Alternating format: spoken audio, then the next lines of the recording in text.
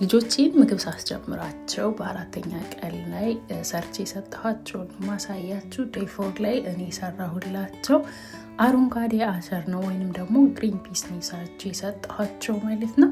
ይኸው እዚህ ጋር እንደምታዩት ይሄኛውን አረንጓዴ አተር ነው ሰርቼ የምሰጣቸው እና እናበስለዋለን። እንደተለመደው ስቲመራችን ላይ እናደርጋለን። 1 ብርጭቆ ውሃ ነው የሚያስፈልገን።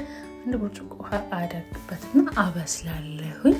ለመብሰል አይቆይም፣ ወዲያው ነው የሚበስለው። ከ6 እስከ 8 ደቂቃ ነው የምቆየው። እኔ 8 ደቂቃ ነው ያቆየሁት ማለት ነው። እና እንደዚህ በዛ አድርጌ ደግሞ የማበስልላቸው ለመፍጨት ይመቻል። ትንሽ ሲሆን መፍጫ ውስጥ አይታይም እና በስርዓትም አይፈጨውም። ለዛ ነው በዛ አድርጌ እንትን የሚለው። ለማስጀመሪያ ሲሆን በጣም ትንሽ ነው የሚመገቡት፣ ግን ለመፍጨት ስለማይመች ብቻ እንደዛ አድርጌ እፈጫለሁ ማለት ነው። ደርሶልናል። በመቀጠል እናቀዘቅዘውና ወደ መፍጫችን እንገለብጠዋለን። ለመፍጨት ደግሞ የሚያስፈልገን ውሃ ነው። ውሃ እንጨምርበትና እንፈጨዋለን ማለት ነው።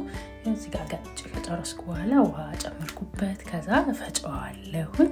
በደንብ አድርጌ ነው የምፈጨው። ከፈጨሁት በኋላ እንግዲህ ሪዛልቱ መጨረሻ ላይ ይህንን ይመስላል። ደርሶልናል። ዴይ 4 እንደዚህ ነው ሰርቼ የሰጠኋቸው። ዴይ 5 ደግሞ ይቀጥላል።